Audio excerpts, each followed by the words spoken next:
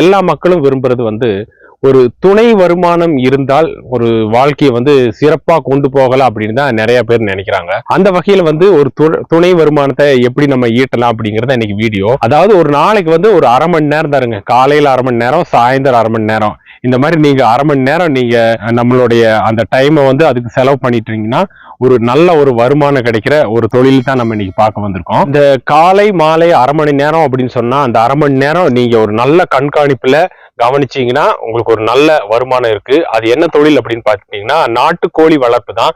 இந்த நாட்டுக்கோழி வளர்ப்புல வந்து நம்ம இன்னைக்கு பார்க்க வந்திருக்கிறது வந்து தூய பெருவிடை நாட்டுக்கோழிகளை தான் பார்க்க வந்திருக்கோம். இங்க இந்த ஃபார்ம்ல வந்து பாத்தீங்கன்னா இவங்க வந்து பல தலைமுறையா நாட்டுக்கோழிகளை வளர்த்திட்டு இருக்காங்க. அதே மாதிரி நிறைய வெளி மேய்ச்சல்ல தான் இந்த கோழிகள்லாம் வளர்ந்துட்டு இருக்கு.